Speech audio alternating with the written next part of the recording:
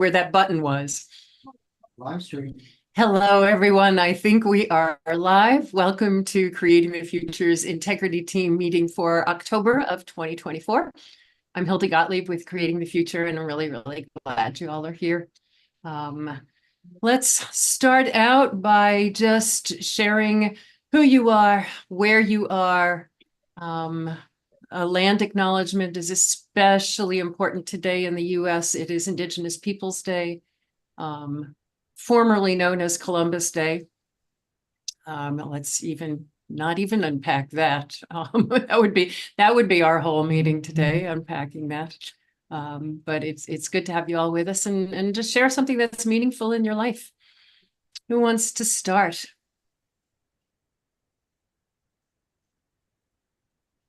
Go, John.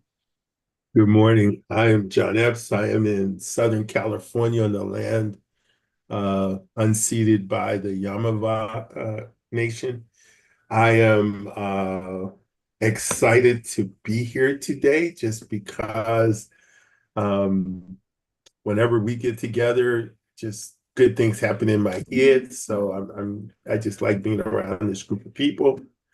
I think what's happening exciting in my life, I feel like more opportunity to add some direction and support to organizations in my area is opening up for me.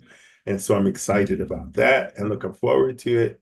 And I want to thank Angie because I got her book and guide, and I'm using that with my class. So that's my good story today. Awesome. Awesome. Oh, I love that book. I wish I was teaching just so I could. Awesome. Yeah. Yeah, well, we can try to arrange something. Yeah. Can I go next because I can build on that. That's awesome news, John. And I'll start by saying hello everyone.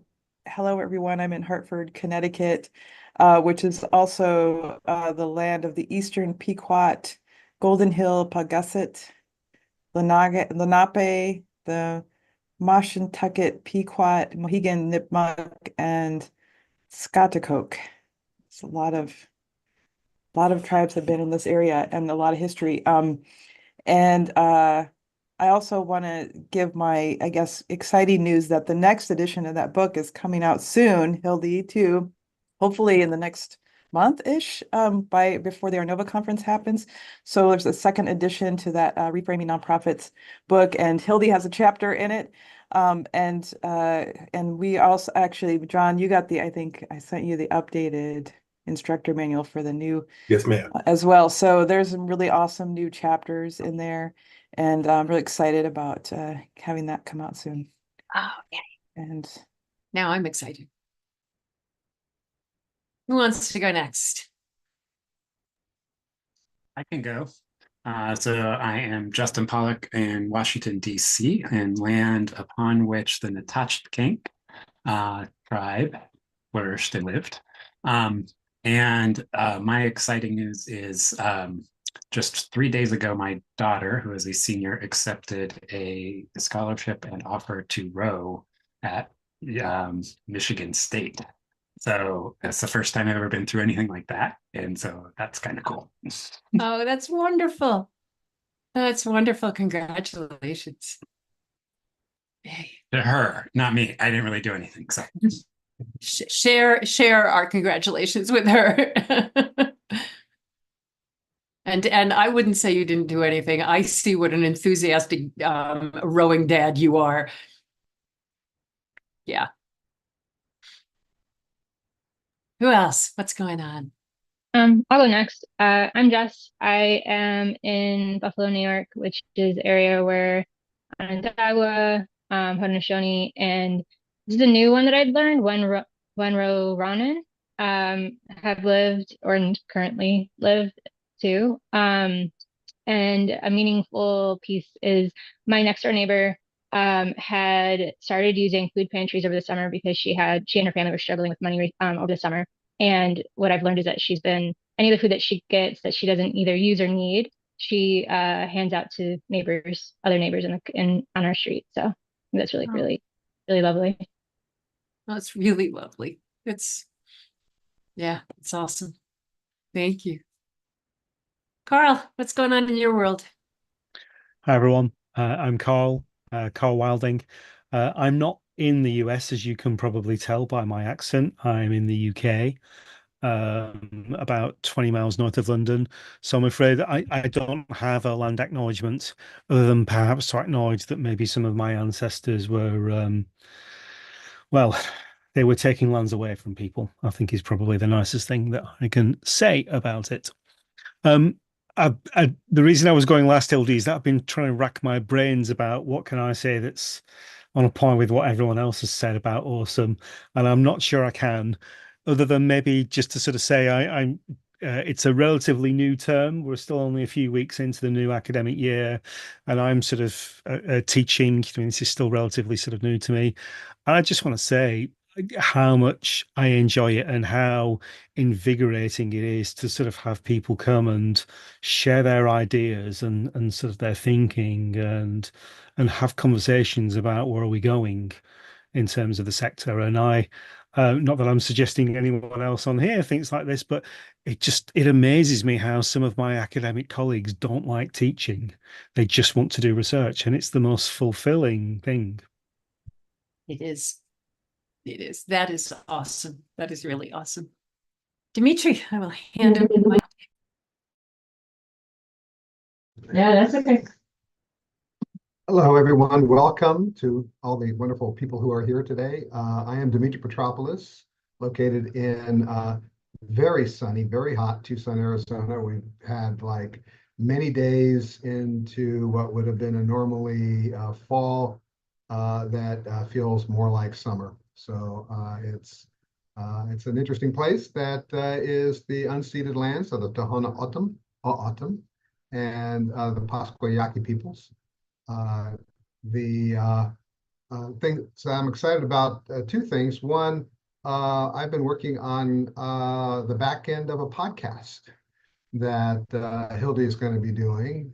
So getting all the tech stuff ready. So when she starts I've heard some of these really amazing interviews that she's already done on folks. So very excited about that. And that is totally awesome. I have a second awesome.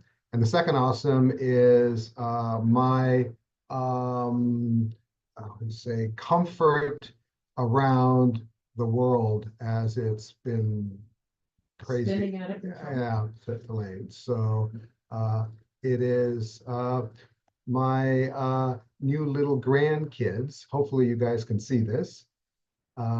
This is Nico and Athena. Nico is very new, but love this point in their lives where he's being very interactive now and can sort of explore the world, and she is in control of the world and everything that happens. So this is one of the things that makes all the craziness that's going on in the world kind of okay, is having and knowing that these wonderful children are out there and growing, and hopefully will make the world a lot better than we've made it. So, all right, now to get out of this. Go.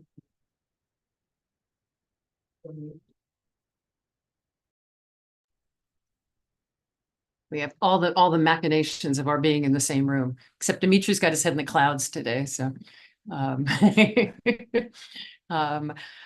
I am really, really thrilled to be here. Obviously, I am also in Tucson, Arizona, considering we're next to each other in the unceded lands of the Tohono O'odham and the Pascua Yaqui people. And fortunately, those people are still here. So they were not annihilated. They are still here, and we still get to learn from them all the time, which is really, really important, really incredible. We've got a phenomenal, it's the first time this position has been held by an Indigenous person, our county recorder, who is in charge of elections and voting. And for the first time, our little I voted stickers, which I'm hoping to be wearing in the next couple of days, are both in English, Spanish, and O'odham, which is just, it again is one of those little things that says why representation matters, that to just be reminded that we're not the only ones here. Yeah. There it is, Dimitri. Thank you.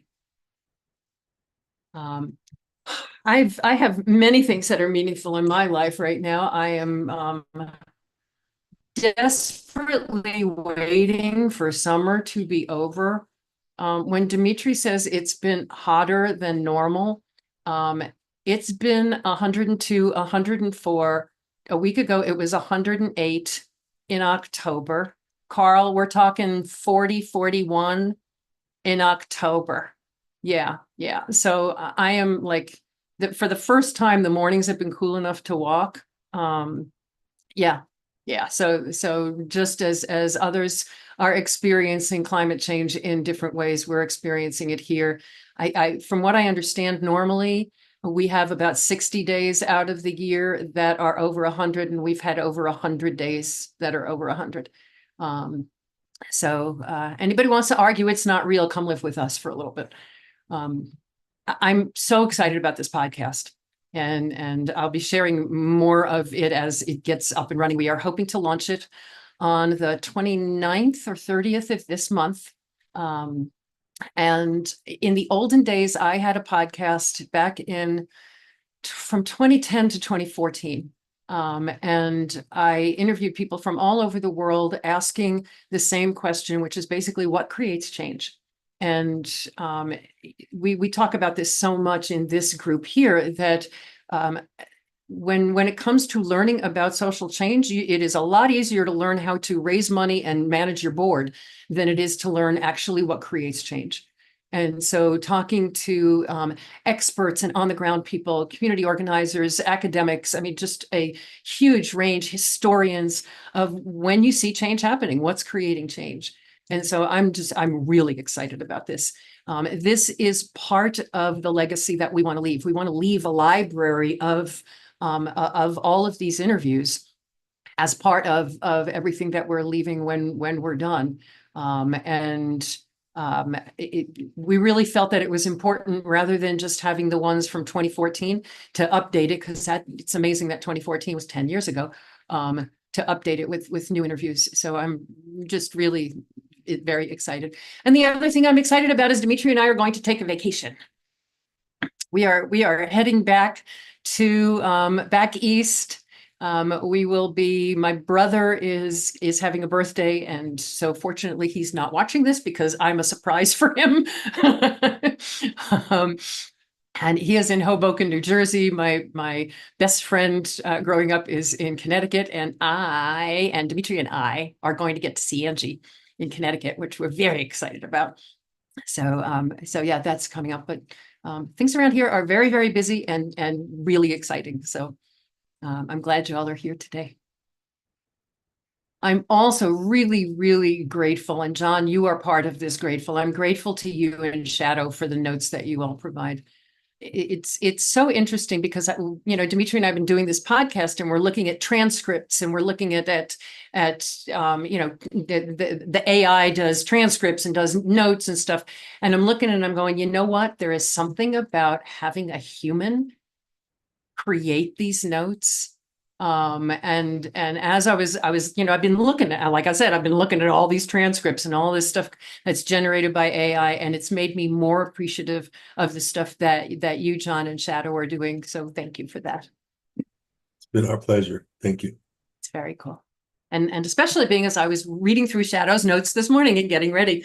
We got a lot done last time. We talked a lot about bringing everybody back up to speed. What we're talking about is having a process for referring consultants, because at Creating the Future, we're not a consulting firm.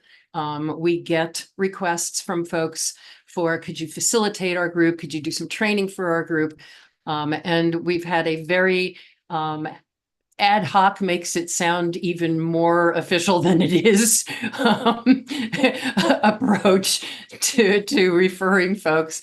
And especially as we're in this period where we're going to be out there a whole lot more, we know that we're going to have a lot more people asking for this kind of stuff. When we met last time, we started in on the first couple of questions of catalytic thinking. We asked who would be affected by our having a consultant referral process. And we asked for each of those groups what having a process could make possible for them. And what we'll be diving into today is what needs to be in place for those wonderful outcomes to actually be achievable, for them to be reality. So let's dig in.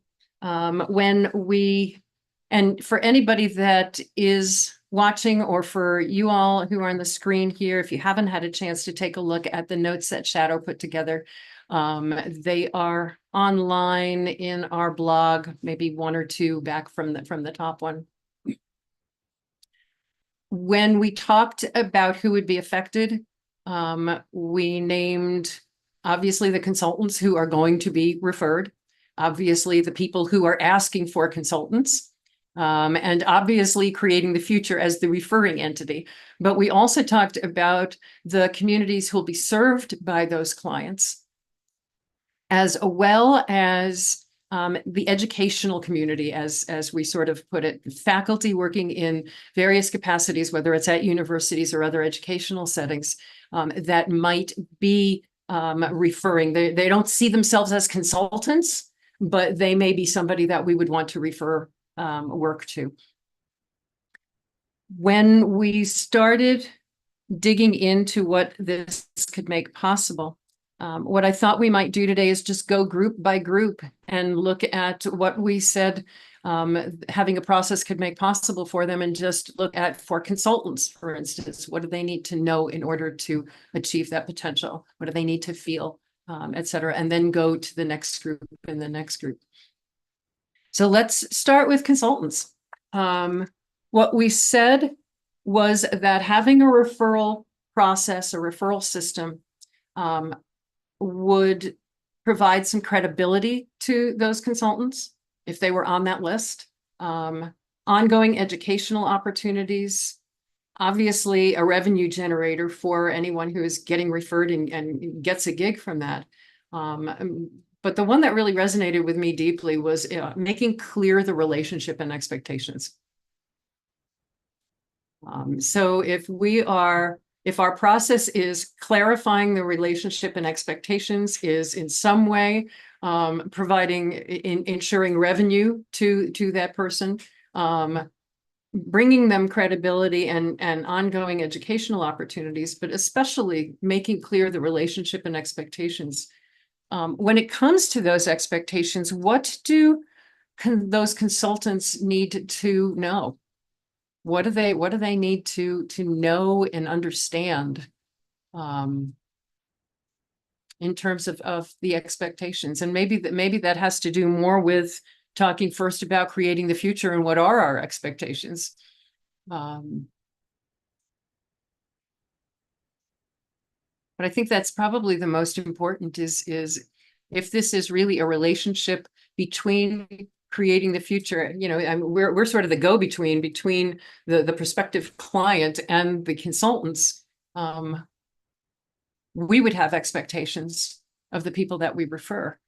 What do those consultants need to know in terms of so several of you are consultants. What would you need to know in terms of what are creating the future's expectations?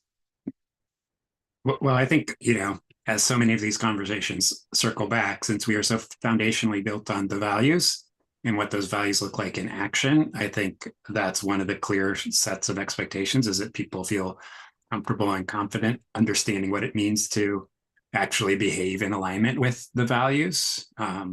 So, if creating the future's, reputation is going to be linked, that is really a prerequisite, I would say, from the creating a future side, is that, we need to feel comfortable, or whomever's making the referral needs to feel comfortable that the referee really knows that. So I think that goes both ways. And then, I think then the next piece too is, at least a level of comfort with catalytic thinking. We know it's not a perfect, prescribed system, but I think at its core, recognizing that this is an inquiry-based engagement as opposed to an advice and prescribing type engagement. So What would, I want to dig a little bit deeper into both of those. What would those consultants, what would it take for them to know what the values are and to know if they're in alignment with them? What would need to be in place for them to know that? I this is my wheelhouse, um, and the place I spend so much time. I think first they need to be able to, I think, demonstrate and express how they align their own work with their values. Like that, just as a practice, I think is the first piece. Is how fluent do they feel? How can they speak, or if I'm that consultant, how well can I communicate how my values influence and how my day-to-day work aligns with values. So I think that's kind of the real foundational piece, so that there is just an understanding of even the language that we are talking when we say values alignment or values in action. So if I'm a consultant, how would I know if I'm in alignment? And I'm just asking you, Justin, everybody. Well, I would say when you have a really hard decision and you're toiling and there's a light bulb that goes off in your head and says, well, if I really believe X, the answer would be this. And not that it only shows up in difficult times, because I think it shows up in the positive, but I think someone's ability to really be able to articulate that, the challenge actually of following your values in action. Because I think if anyone just says, oh yeah, I do that, and can't really speak to the real complexity of doing that, I would be suspect. Carl? I don't know if John was first, but no, okay.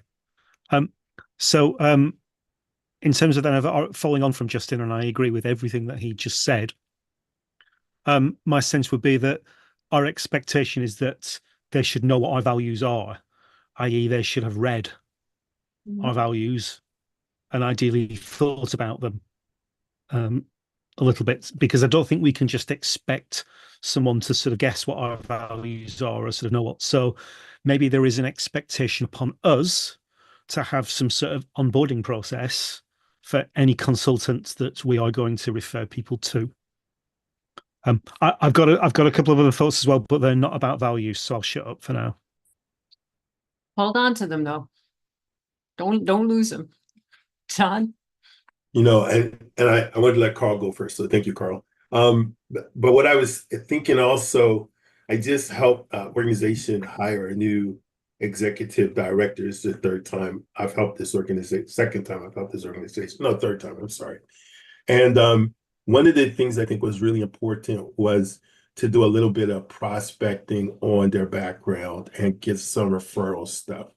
I think a little bit of what you've done speaks to who you are. So I think we'd want to be able to have 3 or 4 people who say, yeah, these are, this is somebody and here's why I think that.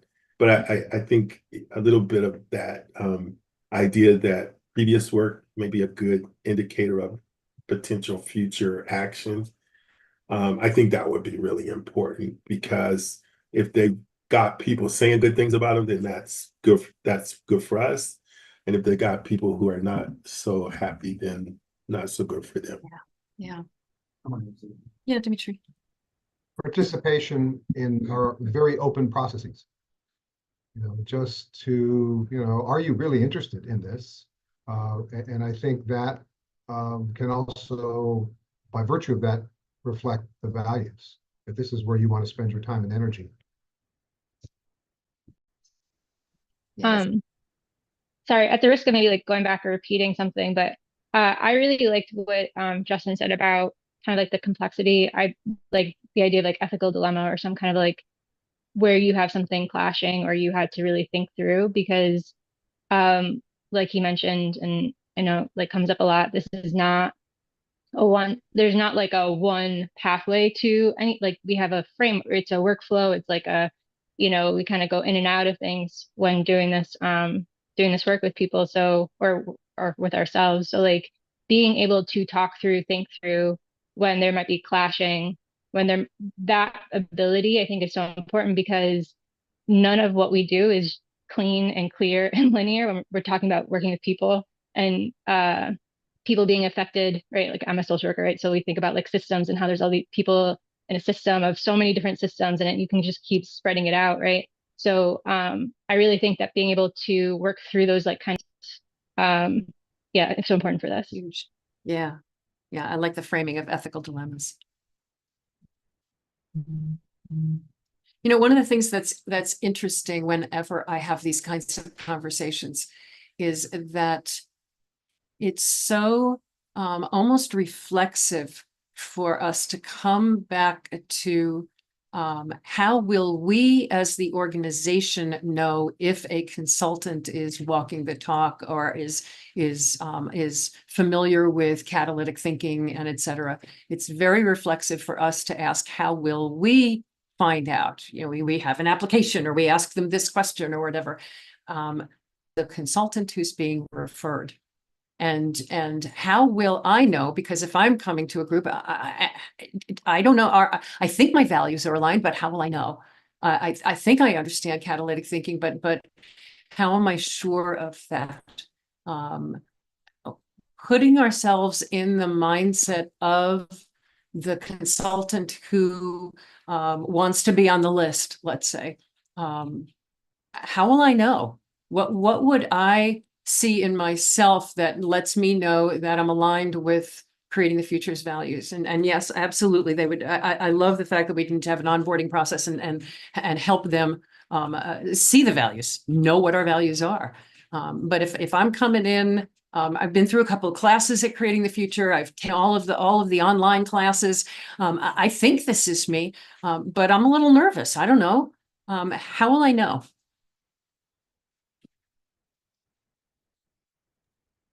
If they're not a little nervous, they're not a good fit. um, I mean, that's a really challenging one. I mean, it's really getting at that self-reflection and sort of I think, both the confidence and the humility that go into, that I think are baked into catalytic thinking just in general. You know, I think as like I'm trying to go back to the early days of my encounter. I think a lot of it is the ability to map practices or so not that like, you know, again, it's not a prescriptive proprietary thing that you learn and get certified in. It really is, you know, so much of what catalytic thinking and decision making is pulling together things that the human brain does intuitively. Like it's not like we're creating a new way of thinking. We're actually tapping into, I think, very germane ways of thinking. But I guess the comes from feeling like I understand the progression of it, that I understand the flow, that I understand the rationale and how that I do. So either it's ways in which I find meaning in things, or it is ways that I engage in others to learn, you know, I'm going a little bit off track, but if it's not a new thought, it doesn't really matter what framework you use. And I think we're really seeing that. It doesn't matter how you got there. I mean, I'm working with a group. They said, you know, we just used AI to generate a strategic plan for us, and they did it. And I looked at it and I go, yeah, like you got exactly what a strategic plan is, quote unquote, supposed to look like. And that's what AI will give you, or a version that's there. And I think a vast majority of consulting does that too. So I do think there is something that is rooted in that idea of creating change, which creating change fundamentally requires different behaviors, different understanding. And so as a practitioner, that's how I would know. You know, I have my hands on something that I genuinely feel like when I engage with the pieces of catalytic thinking, the ideas, the things that are germane to it, that I feel like there's discovery, there's newness, there's change going on. Yeah. Like you've done what you usually do, Justin. My head's exploding. I've got 3 different directions.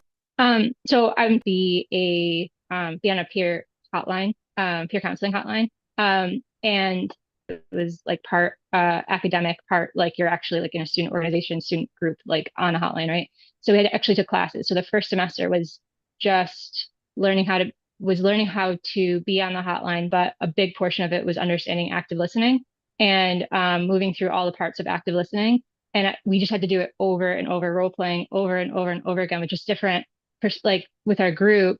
And I remember it took a while to not like to kind of sit and summarize. We're not going to push for a solution like we had to, it was so uncomfortable and so difficult for a lot of us, but we had to keep doing it and doing it, doing it. I remember like I think it was about half a semester, maybe more, where finally it clicked. It's like, oh, okay. Like we're able to now flow through these different like tools of active listening, and then it will eventually get us or that person, but we can just kind of keep moving through this. And I feel like this is kind of what we're talking about here, is like how do we kind of demonstrate, how do we learn how to, or how can people show us that they know how to move through the process. And I just think back to like us having to role play constantly when we did that, because there's no clear one way. It's just kind of work. Yeah, brilliant. Absolutely. And it gets to the question that I was thinking as Justin was talking, which is, Justin, you talked about having a sense of comfort and familiarity with the practice, and the practice of catalytic thinking and our values are meshed. And need to have, what does it take for them to have that sense of comfort and familiarity? And you talking about role play fits right in there. Practice fits right in there, Jess. Huge. Yeah. What else do people need in order to feel that comfort to go, yeah, this is my go-to. This is how I be in, we talk so often that this is not a, it's like you said, Justin, this is not a step-by-step prescriptive. This is what you must do. This is how we sort of be with others in the world. What does it take to have that sense of familiarity and comfort with catalytic thinking as a way of being, that this is your go-to? These are the questions I ask. Yeah, John. 2 things came to my mind. One is, as we were talking, I remember when I first thought I wanted to teach at local college, they had me come in and do a 15-minute presentation, and just on something related to what I was going for, what that looked like and how I felt. So I think that's one thing that would be good for us to be able to do. And then the second thing that came to my mind was, because so much of it, and what Jess was saying kind of caught my mind too, it's the style of who you are, right? And the interesting thing is, different strokes for different folks as they like. Style doesn't necessarily, everybody's not going to like my style. It's not going to work with everybody. So being able to identify and kind of express who and what we are looking at I think is going to be really important. But I also agree, you kind of have to believe in what we're doing. And I think that belief has to come. Anybody who knows me doesn't think that I think the world are creating a future. I just don't think anybody thinks that. And so you have to kind of have that body and kind of character. I like John Maxwell. I'm very much into leadership. I like this process because I really think it's the right way to move into the clearly that I'm kind of like an acolyte of who and what we are, and not just a practitioner. I don't know if that sounds right, but I think that's what I'm trying to get at. I'm always glad we record these meetings, because my notes are, I can't think if I'm not writing, and then I look at what I wrote and I'm like, I don't know what this says. So it's, one of the other things that I really appreciated, you talking about, Justin, you almost said it in passing, and John, you were picking up on it, is that the practice has to be, somebody's practice needs to be rooted in creating change.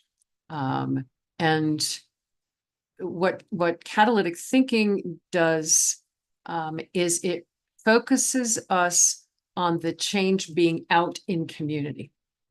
And so many consultants are focused on changing processes internally without the external as a context.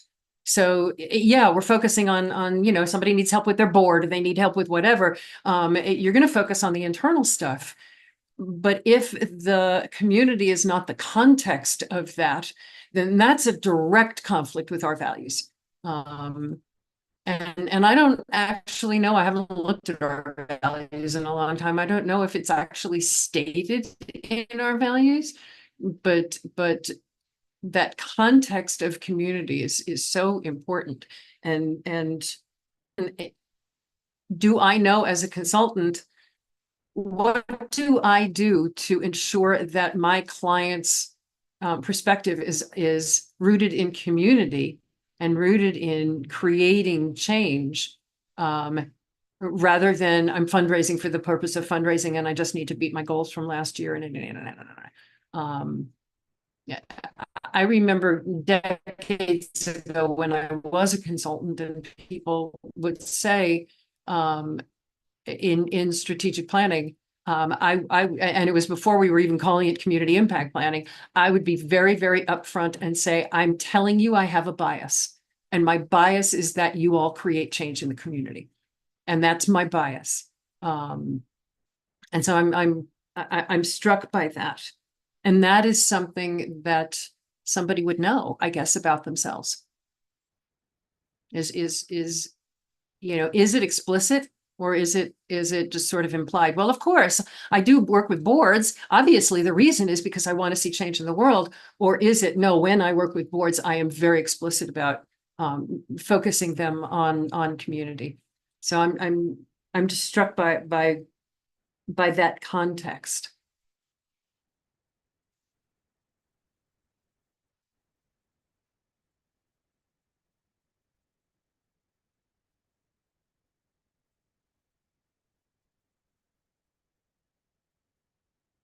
Let's flip then. Oh, there's good stuff happening in the chat and I'm missing it. All right. Carl, if they come in with solutions and not questions, they aren't a good fit. And Justin's got a crazy analogy. How much consulting is just changing the color of the candy shell? No question of why M&Ms, and then no alignment of what the candy center needs to be to achieve that. Yeah. Yeah, or we could complain that the green M&M is no longer sexy, which I understand is a big issue these days. Not the important stuff in life. Your question, Carl, if they come in with answers versus questions, a group that I was going to suggest that we flip to, which is for creating the future as an organization, because we really can't separate. I mean, a lot of what we've been talking about is for us to notice and to help consultants notice. We said that. Wait, before we shift, because I know Carl had some other thoughts at the top of this that I wanted to make sure we heard. They're very mundane, and I'm going to lower the intellectual caliber of the conversation. But I think to come back to your question about expectations, I think that means that there has to be a conversation about incentives and rewards, particularly in the space that we're in. And I think we have to have an open and honest conversation about what are the sorts of rewards that consultants should expect when working in this area, because obviously, I mean, it's not market rates and so on. And we have a responsibility, I think, in terms of, and I think equally, we need an honest conversation about what are our incentives in terms of who we recommend. Okay. And the reason I say that is that many consultants will probably be used to working in a world where somebody is being paid to recommend someone, or someone is doing it for a reason that benefits them. And I think this is we want the people that are going to create the most community impact. So on. I'm not sure necessarily where sort of this is taking us, but I guess the point is that a bit wrong on boards are when people's expectations are not clearly set out, where there is a mismatch of who's doing what and why. And I just think that even though this conversation that we've had about an understanding of catalytic thinking is of course critical to anyone that we recommend. We shouldn't mundane but still important expectations that have to be managed. Yeah. What are other expectations that consultants will want to make sure are clear?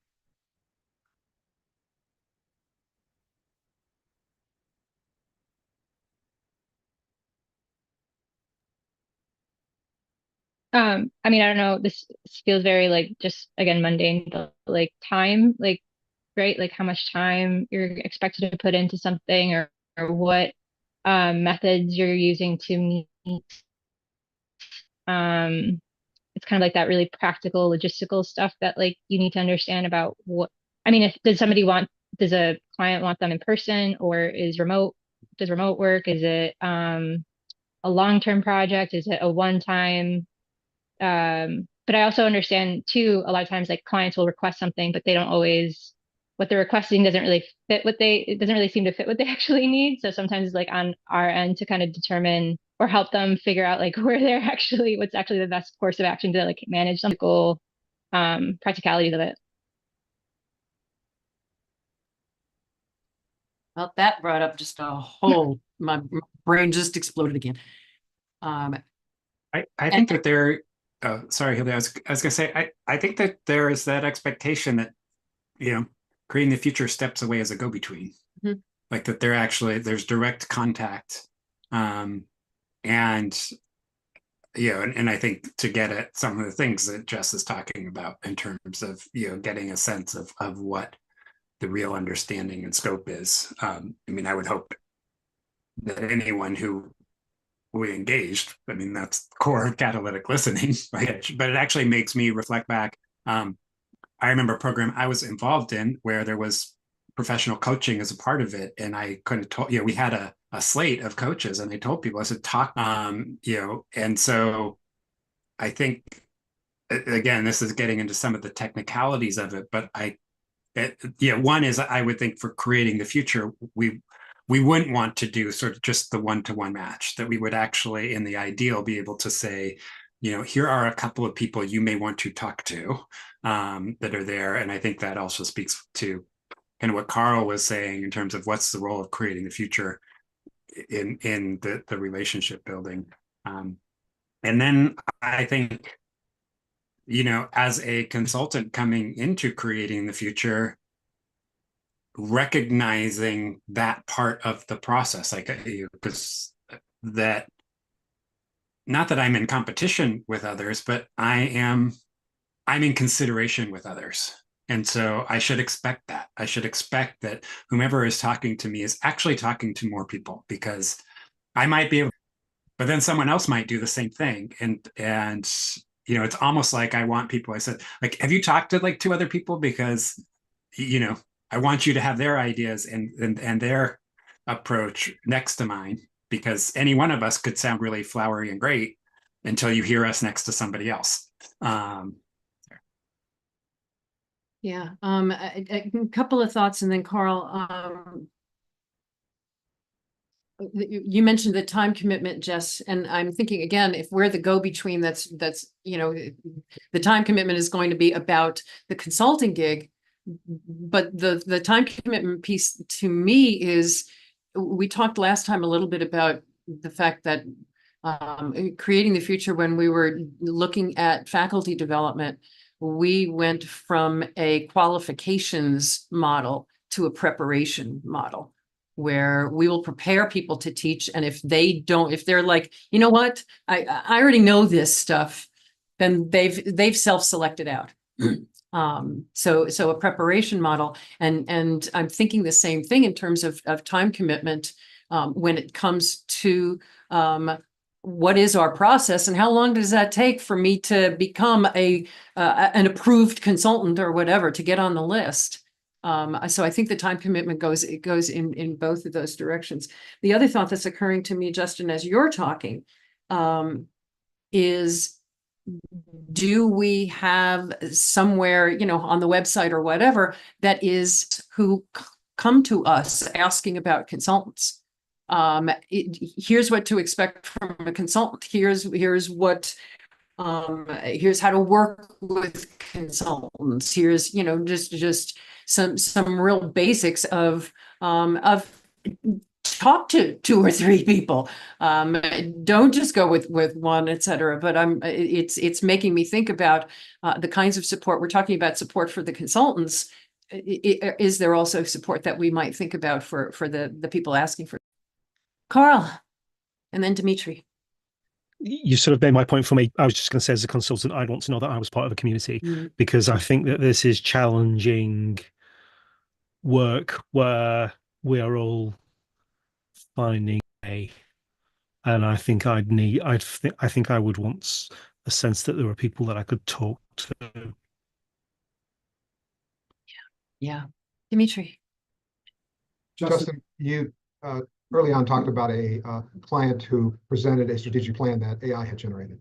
And this, following forward on this with the comments that were just made about educating and educating, not just with the consultant, I'm thinking of like an FAQ around answering this, or what would AI give me? I don't want to design a question that has the answer built into it, but so that people can really explore this.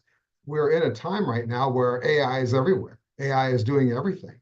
And I think the conversation around creativity and something that isn't just simply a conglomeration of everything that was done in the past, but the opportunity to do something new, to think differently for the community, with the community.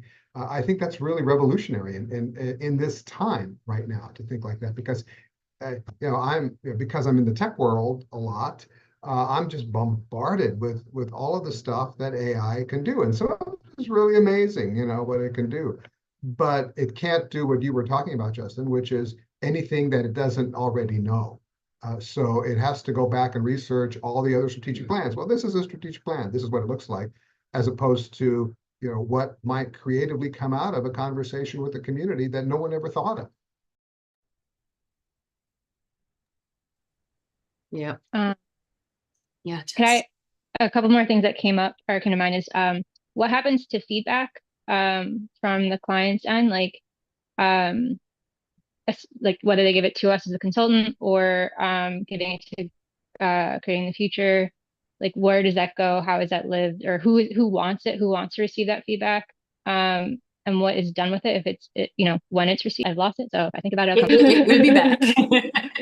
That really sort of leads to the need for ongoing conversation with the clients, that it's not just drop them off and that's it. Yeah, I heard sorry, I just remembered my other thought was I understand the perspective of what does it mean to measure outcomes from our perspective, or this perspective here, but on the flip side, a lot of clients want to that how do we kind of reckon those together on the front end, because I think there's probably going to be a very difference. We've walked through this practice with you, in terms of outcomes, this is our perspective on it, this might be your perspective, but yeah. That sort of made me think, and again, I apologize if some of this came up in the last conversation, but part of, I think, Jess, having seen and been parts of these kinds of referral systems in various ways, shapes, and forms, there's always this question, what is this going to do for the reputation of the referring agency? And I think there's a part of me that's saying we need to not be referring.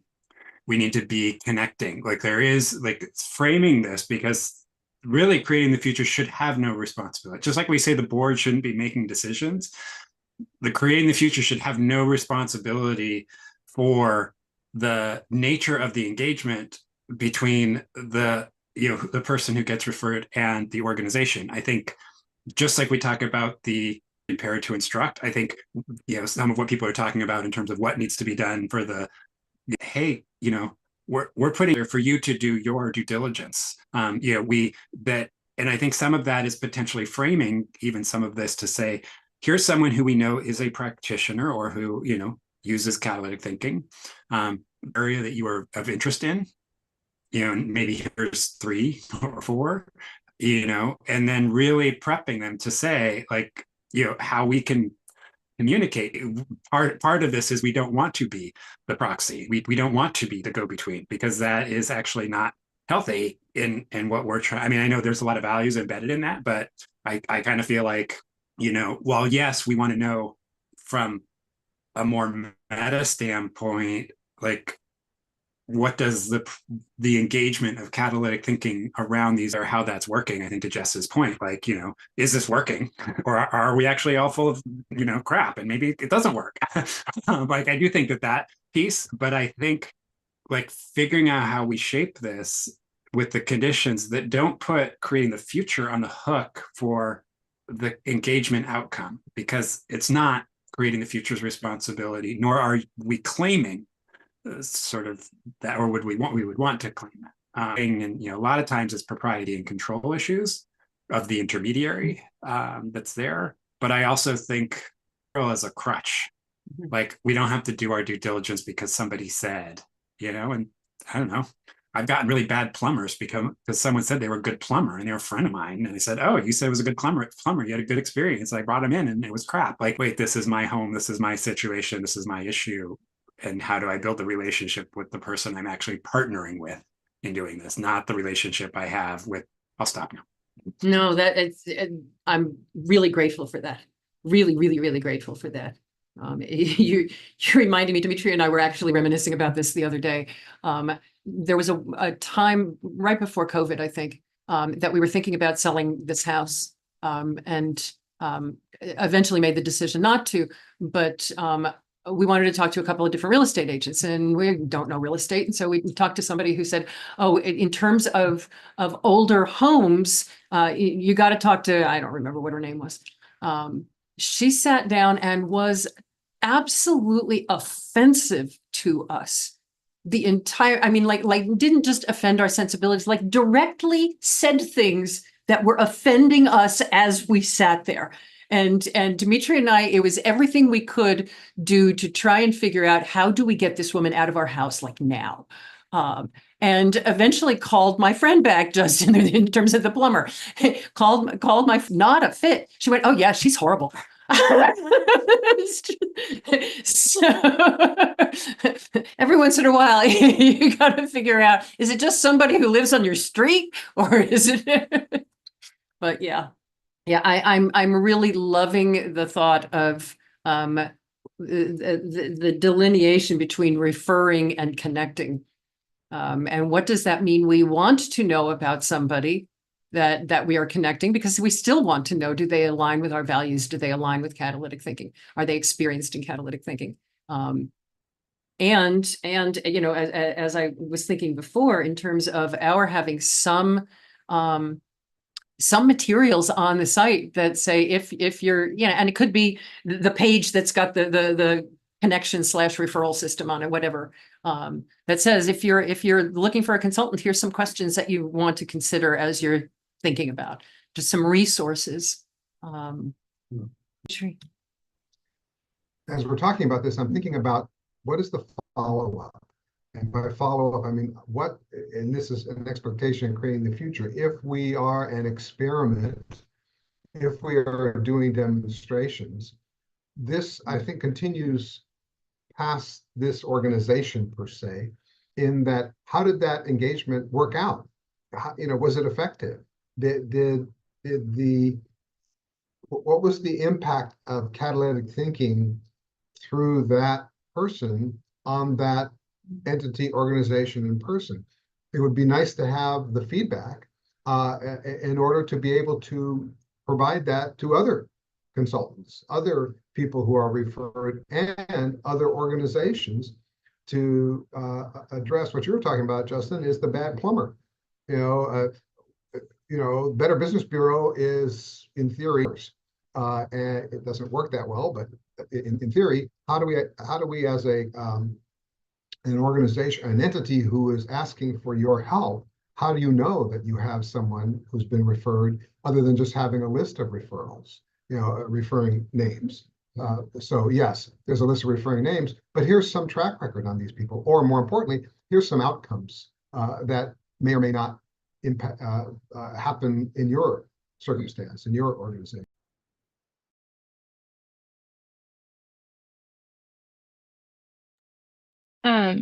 Another thing, Let's talk a little bit about creating the future's expectations. Because I think that what we're really talking about here is, Justin suggesting that we have as light a touch as possible, which I really resonates with me, in terms of what are we sort of responsible for? What can we be held responsible for? What do we want to be held responsible for? Is it referring? Is it saying, here, we recommend this person, versus is it just connecting and y'all figure it out? What kinds of expectations do we want to have of this process? Yeah, Carl. I think we have to be bold Can't enough hear you to. for whatever reason. Oh, Oh, is that me? Wait, do it again. Yeah, no, it was me. I I'm can sorry. hear you. I have to turn off my speaker when Dimitri talks so that it doesn't. I think we have to be bold enough to take responsibility for the method, for the approach. And I think we have to sort of accept responsibility for the fact that if it doesn't work, that's because working in every sort of situation. So in other words, if a consultant has an assignment and it doesn't quite work out, we can't just sort of say, well,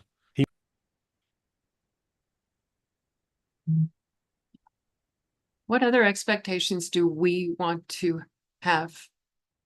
And I think that whole piece about taking responsibility, what do we want to take responsibility for? I was thinking about like kind of goes from the consultant side, but also from creating feature side is like in part also talking about this like idea of like we don't necessarily want like a list of referral people, right? But how do you build up?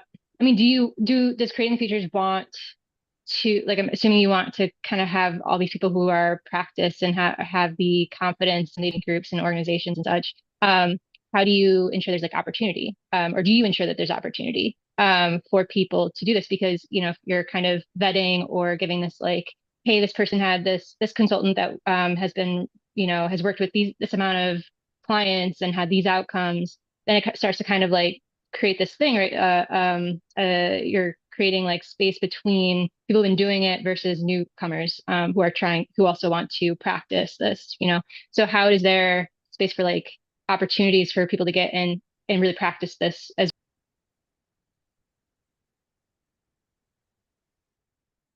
I'm scribbling.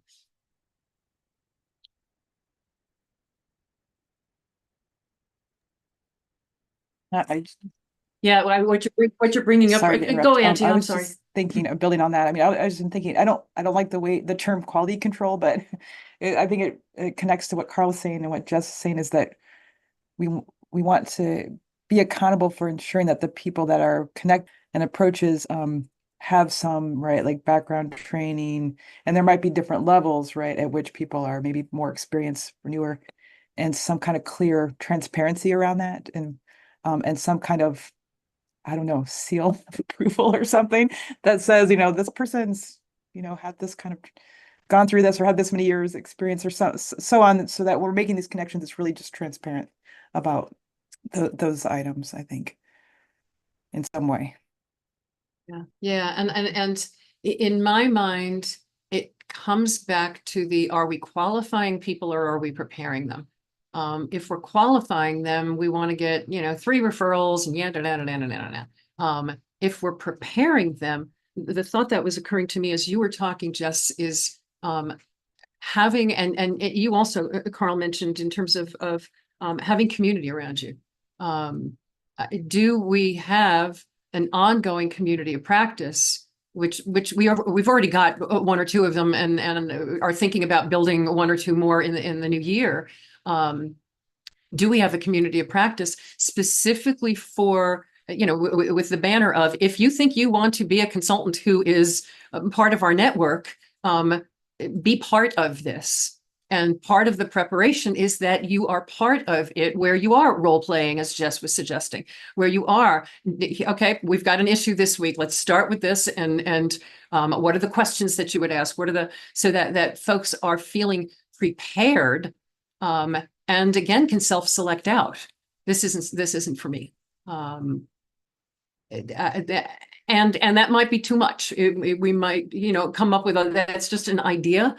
We might come up with other systems, but what's really resonating for me as we're talking is, do we, which gets to Justin's, are we referring, or are we connecting?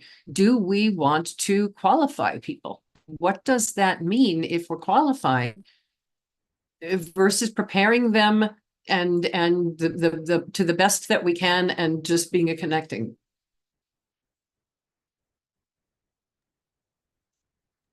I don't think we want to be qualifying. Yeah, I think it feels let's go back. That is not in alignment with the creating the future values, because that's a proprietary behavior, and that's not kind of in our makeup. And it's a centralizing force.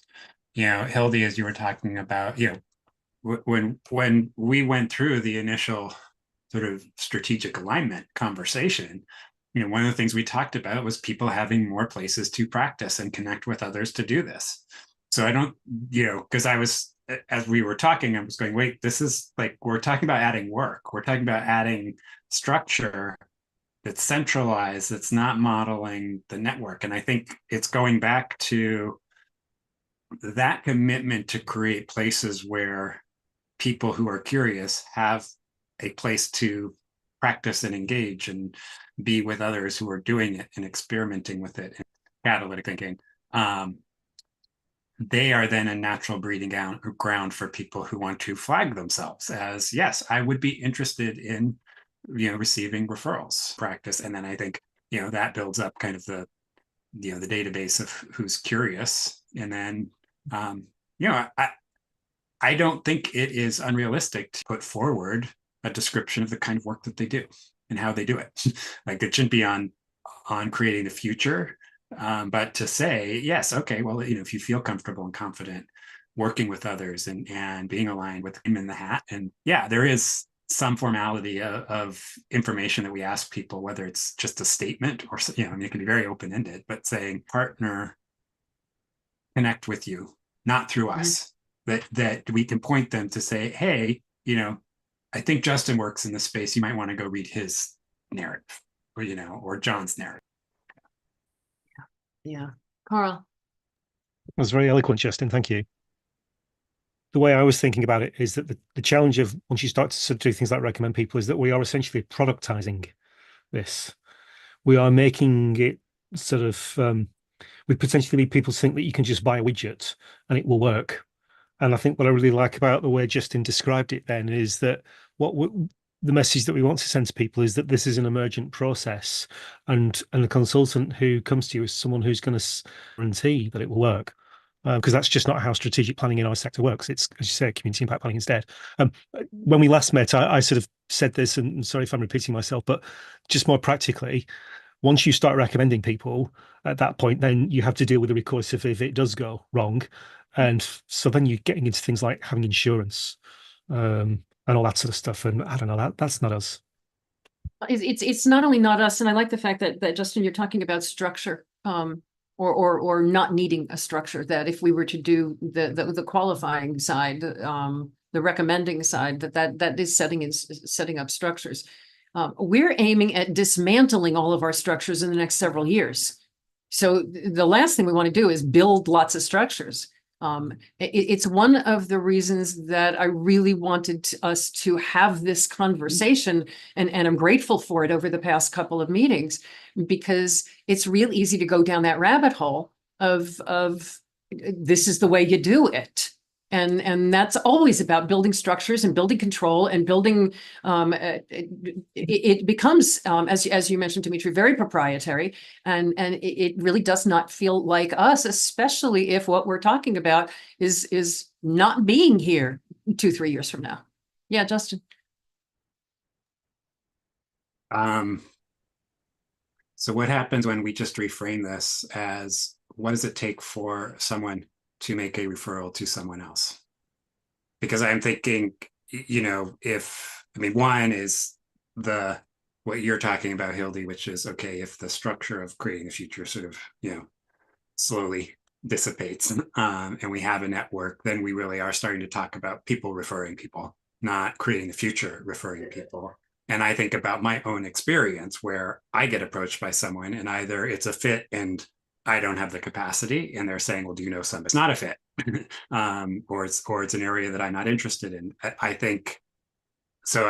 What you were saying, Hildy, just sort of threw me to that. Like, are we asking the wrong question? In a way, is the question really, what does it look like to provide for people to provide trusted referrals to other people? Carl noted in the chat. So we're not developing a referral process. We're talking about how do we bring people into the community and how do we set norms about helping others. I'm going to say something that has nothing to do with what Justin and Carl just said, but I'm definitely on that. I like that line of thinking. But I know that y'all haven't really you don't really feel worried about if people are using catalytic thinking and not citing or getting some kind of credential or citation or asking for permission or anything like that. So already people could be going to the catalytic thinking catalog and trainings and just being I'm a consultant and I use catalytic thinking in my work, right? So as it is, people could be doing that already and not be part of these communities of practice or be part of this work right now. So just to kind of put that out there that people might already be doing that. Absolutely. I know for a fact that they are. And as a matter of fact, before meeting you, Jess, in your introduction to us, it was the fact that you've been using catalytic thinking in the work that you're doing. Yeah, absolutely. Absolutely. And I think part of what we're talking about, and I love this peer-to-peer is really what we're talking about, is identifying those people who are already in the network, who are already playing with this, and we just don't know. Yeah, John. Yeah, I think two thoughts. This idea of having a community where people who, like Jess, myself, we talk about it already. I mean, we do. So I think it'd be great to have a community where, we're having conversations where people can continue to compare stuff. But one of the things that I'm really thinking about, and I was trying to figure out how to tactfully say this, is I almost always go to these groups and not a lot of people look like me. And so my question often is, this all sounds really good. And by the way, when I share this with people of color, they love it. I mean, it's wow, this is opened up opportunity for me, blah, blah, blah, blah, blah. But it's not something. So when we talk about community, I think we have to look at both sides of that. That's the practitioner community, but also the client community and trying to get them connected in because like me. And that's kind of what I've been sitting here thinking about. All of this sounds really good, right? But I know lots of very talented and gifted and wise and people who I love to have to see practicing this. And I want to think about how do we do that? That's kind of where my head is a little bit. Yeah. And it's kind of why the last meeting I mentioned that there are community organizers and stuff who do a lot of do parts of this. And that's why I'm really interested in how this kind of helps, especially because it's such an academic kind of focus on this in some ways, as well as how do we kind of do this with funders and organizations generally. But there are a lot of organizers. I was just actually in this project I'm working on, I was talking to somebody who did this with an organizer where they did this kind of draining piece, which I've done with people as well, of what's your vision if public safety, right? What does it mean to be safe in your community? What does it feel like? What does it sound like? And that very much aligns with catalytic thinking.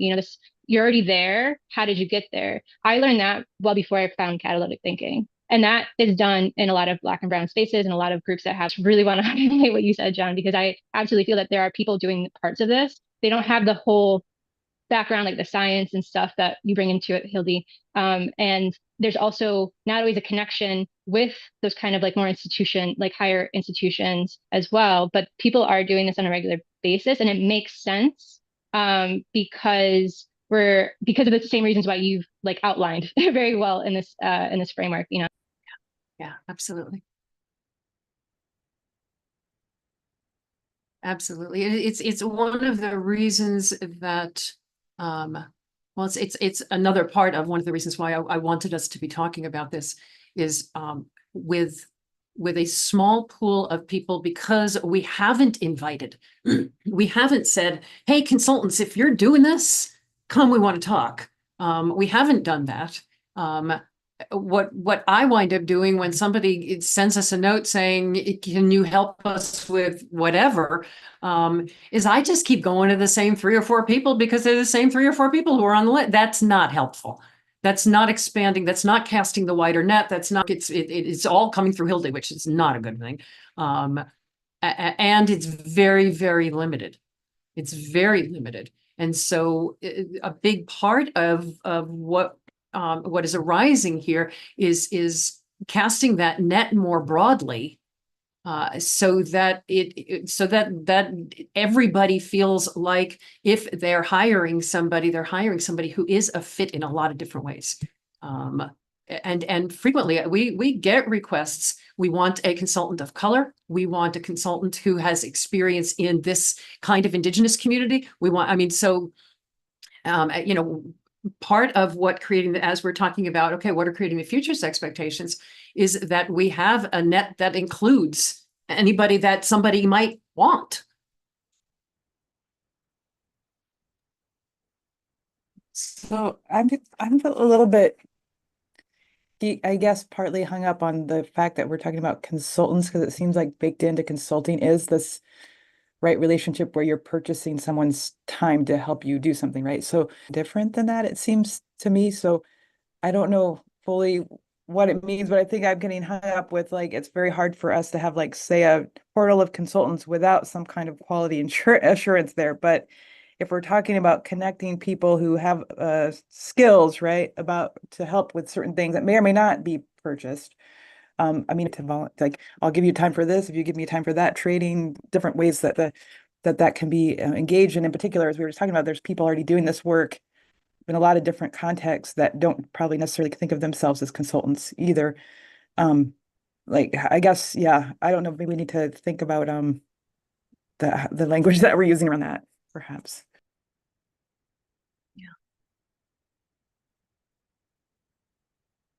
Justin's comments. Yeah. Oh yeah, I mean, if social workers actually just did organizational development, we'd be in a much better place. I mean, it's like there is nothing more social than an organization. That's what it's organizing, essentially. But I think, you know, Angie, I think actually that, like, that is kind of the tough nugget that, and I can just speak from my own perspective. Like, I really lean into the language around partnership. Yes, there is a transactional component, but I'm actually a partner and part of a collective capacity when I'm working with an organization. Like, I'm not trying to be the, you know, that then is negotiated. Like, if you need to pay me to help provide you and you're not going to build up the capacity, you know, that's sort of one model. Sometimes it's episodic, but I think that it is important to acknowledge, yeah, there are times when people want, I mean, the reason they're coming and they're asking for a referral is because they actually do want the shortcut. And I think we need to acknowledge that, of, you know, in terms of what the client needs, is they do need some shortcuts because they don't have the time and energy to fully vet. And so I think, you know, some of this may be, you know, in what you're talking about, Angie, is just even thinking through that, like, what's everybody's understanding of what their expectations around that partnership are. Carl, you talked there to be a partner, and there is a compensation component to it. That's what allows me to be able to be present and do this work. I think there will be others where that is, you know, going to be a different parameter. But yeah, I do think that defining it so it's not just so that the parameters around this are most likely going to be some sort of an episodic engagement with somebody, you know, for a particular need that the client is feeling. Like, you know, I mean, I always say, unfortunately, the work I do, it's like more often than not, people don't call me because everything's okay.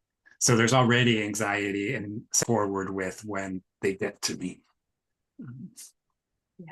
Yeah, and I like Jess's comment in the chat that when the title consultant doesn't fit what a lot of people are doing, there's words like practitioner, like guide, like I was thinking facilitator.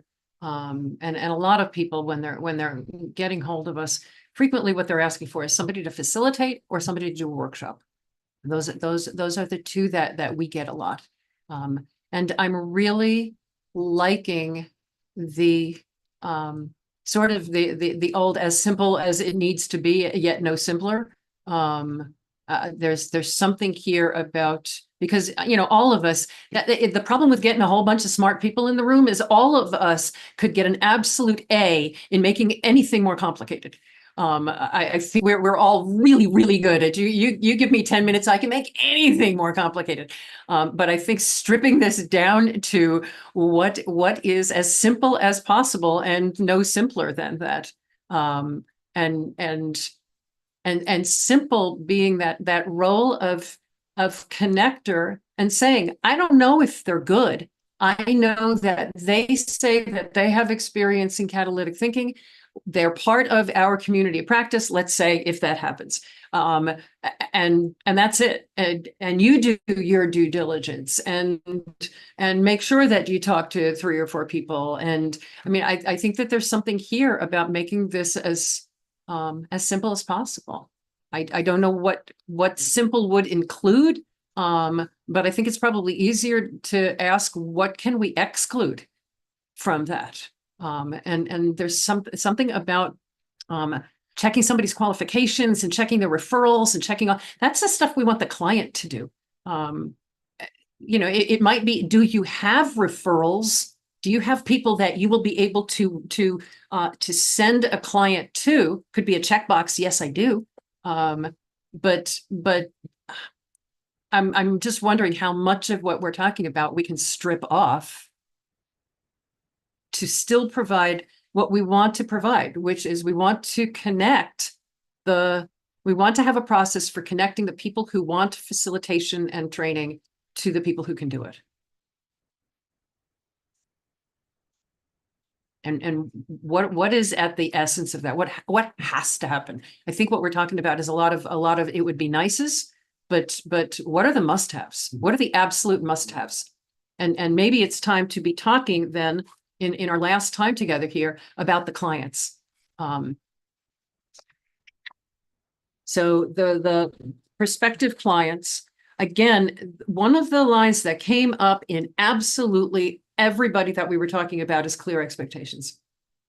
I highlighted it in everybody's clear expectations, values assurance, integrity and quality, and trust were the things that I saw in what we thought that this process could make possible for prospective clients. What are the clients? What do we want the client's expectations of creating the future as the recommending, referring, connecting entity? What are their expectations of us? Not of the consultant, of us.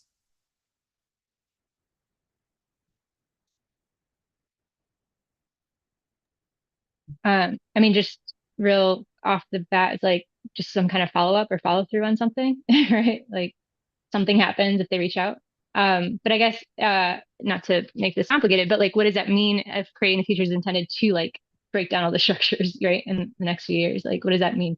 Or yeah, what does that look like? Yeah, Carl. I wonder if there's a sort of a conversation about what their expectations are and what we want their expectations to be. And essentially what I think I'm sort of trying to sort of suggest here is that I think in reality, people's expectations of us are that we are a shortcut, that we're going to save them time, that we're going to do work for them so that they don't have to do it because, we want to get home in the evening and so on. But I think what we want people's expectations to be might be a little bit different. We want people to be more discerning, almost, to sort of focus on values and to take sort of consultants who will sort of walk alongside them. But I wonder if that's what human beings are really like. I know that the people who do connect with us are, again, as we talked about, Jess, as you've mentioned several times, they've been playing with this and this resonates with them. They're either following our newsletter, they've taken a class or something. This resonates with them. They know that they want a facilitator or a trainer about catalytic thinking. thinking through the lens of catalytic thinking if they're facilitating, and they don't know where to find somebody. And so I think that it could be as simple as their expectation is that we have a pool of people who are facilitating using catalytic thinking. Kind of what we've talked about is that recognizing that like our pool is not the entire pool, right? Like there's a lot of people out there that we don't know about in here. So is that something to put on the front end of like we do like creating features cannot, right? Like, so is that something to be upfront about in some way? Or like what do we do with that? Like recognizing that we can't, like there as of right now, there's no possible way that we know all the people who can do this. Right. And we've actually never asked our community, even just our newsletter list, which is, 5,000-6,000 people. Are you practicing this, and would you be interested in being connected up with other people who might be looking for that? We've never asked. We've never asked. We have a Facebook group for consultants to nonprofits. They are just consultants to nonprofits. They're not necessarily following catalytic thinking. Many of them have no idea who Creating the Future is. We've just seen that it's important for people to have community and build community among nonprofit consultants. It's a Facebook group. We've never asked them, do you want to add catalytic thinking to your consulting? Do you want to play? So not having asked the question, we don't even know who's in our immediate realm, Jess, who's already practicing catalytic thinking. So part of what, as I said, part of what I think the client's expectation is that we have a pool we've never asked. We know the people who bring themselves forward, like you, Jess, who say, I'd love to sit in this meeting. I'd love to be part of this. We know the people who volunteer themselves forward, but we've never asked in any big way, do y'all want to come to the party?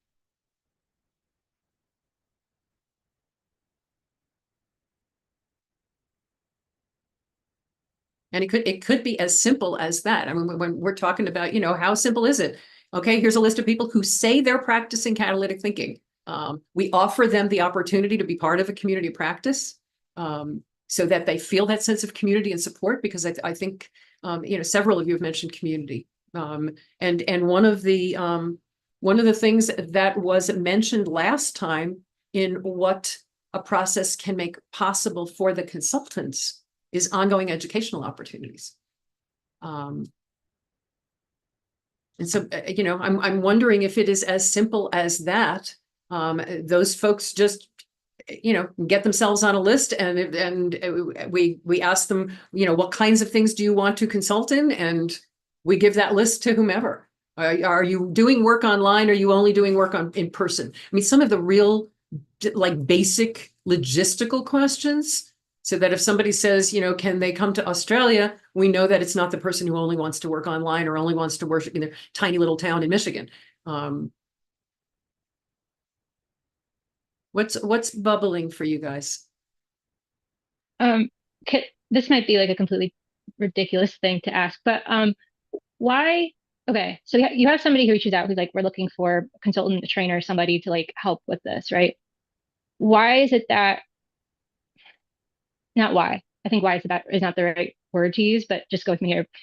Why aren't they then like involved or enveloped into the catalytic thinking, as opposed to like, we're going to just like dispatch somebody to, you know what I mean? Like, whereas like they want somebody who's just going to give them an answer. A lot of people are looking for consultants to like give an answer, give a solution. So that's why I think why is not the right word there. But there's something about that. It's like, okay, you're coming in, you're saying you want to do catalytic thinking in your organization, you want to learn it. There's resources available on the website. You get involved like anybody else gets about dispatching somebody to you to walk you through. Like, what does that do?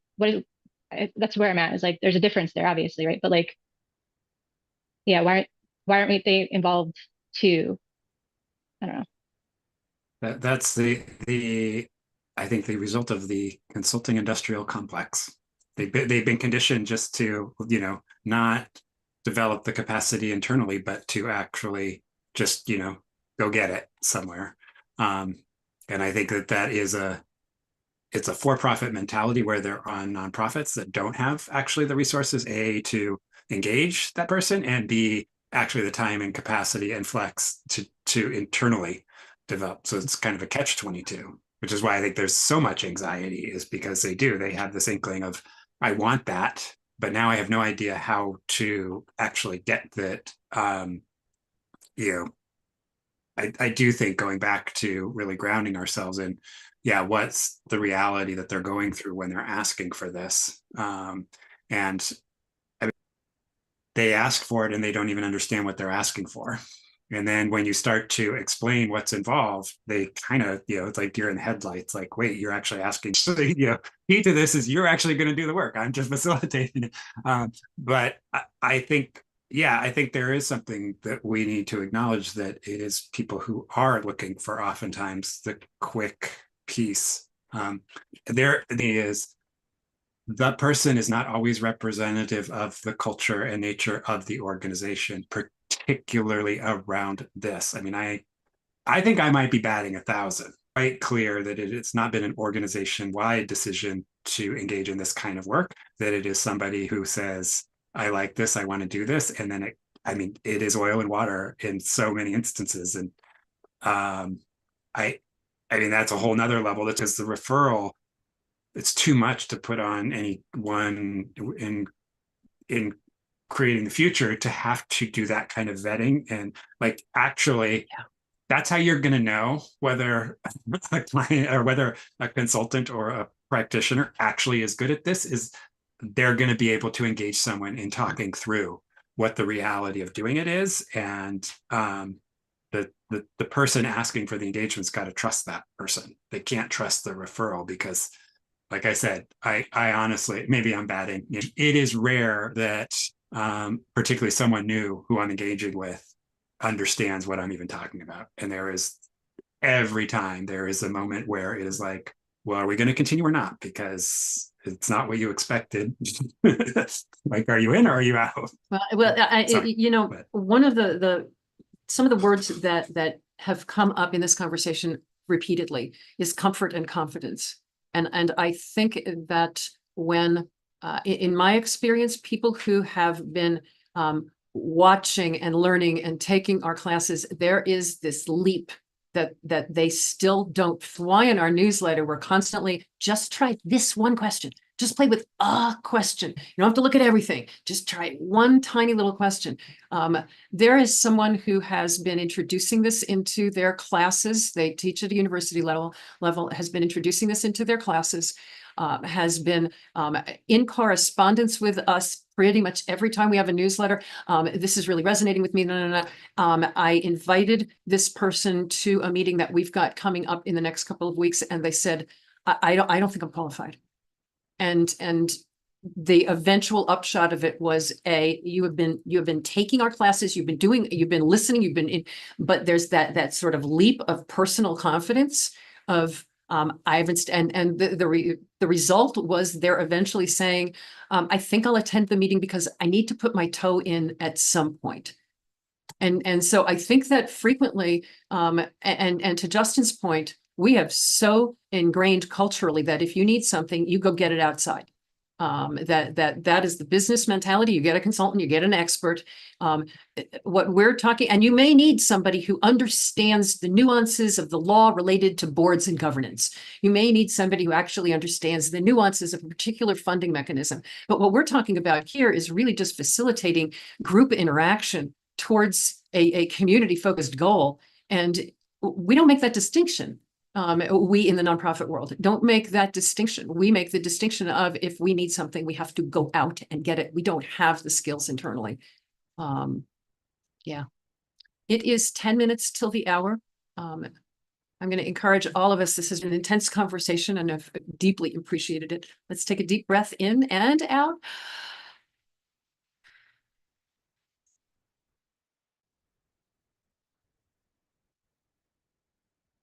And let's talk about what's standing out to you from our conversation today. If you've taken any notes, if you want to circle anything that's standing out to you, and let's share some reflections. Shall I go first to kick us off? Go, Carl. So my first reflection is about these conversations as a process. and how I think my view changes over the course of them, and how the conversation changes my mind. And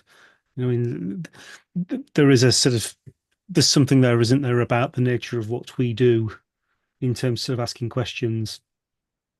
Um, it's a process sort of a discovery. And in that sense, for me, I think I was at the beginning thinking about, okay, well, how do we design a process and so on. And over the course of the conversation, I think my mind has switched to actually, this is not about using the word consultant. We're saying to people that they need consultants. I think it's about saying about how do we find people in our community that can walk alongside us and can share our journey. And sometimes we have to be honest and say that they need to be remunerated for that because they've got bills to pay and all that sort of stuff. And so then the second thing that sort of just occurred to me at the end was I don't quite know when this happened, but sort of in our sector, sort of in the UK, a bit like in sort of the US and so on, we've had funders forever that have been saying to us, you have to evaluate your program and you need an evaluator. And I don't know when this was, 5 years ago, maybe a bit longer.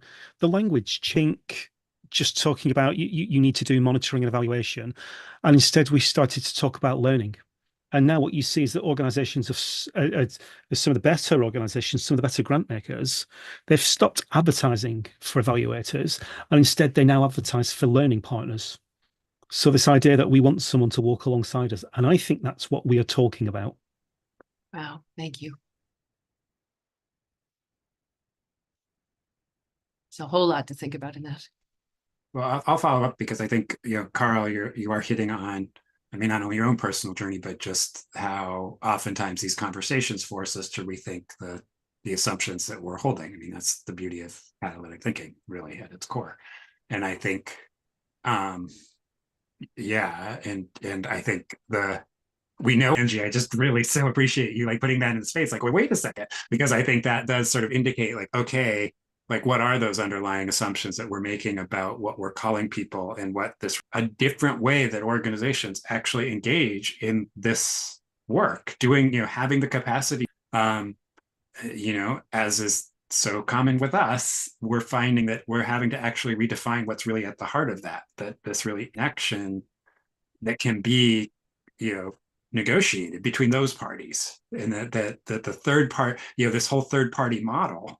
I mean, like if we want to get really esoteric, it's like the whole third party referral model, like it is a convenience, which I think is necessary on it as a trust system, whereas really it's just a connection system, and we need to figure out how to facilitate the trust. Because I think, Dimitri, some of what you were talking about is like, how do we help the potential consultants? How do we help the potential connection and partnership so that they get what they need, both sides of it? And so I think, yeah, that's pushing the whole idea of even just what an engagement looks like between a consultant and a client.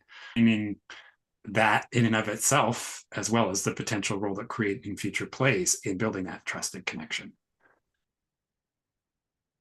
It's big stuff. Yeah, John.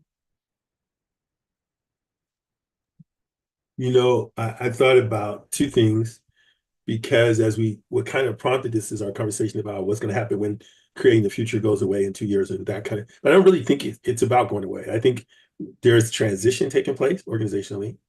And I think this is a stage we're trying to define. And I think we have to figure out what that stage is and then what our role will be in that stage. And I think those are the questions we've been trying to answer. But I do think that it does have the steps we take now, to prepare for that. But also it may impact who carries that legacy forward. How does that get carried forward? And I think the word that kept coming to my mind is like a community of practice, just this idea of those three things. It's transition stages and this idea of building a community. Absolutely. Who else? Go ahead.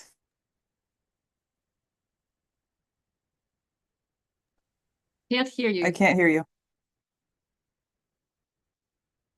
Your headphones, something happened with your headphones?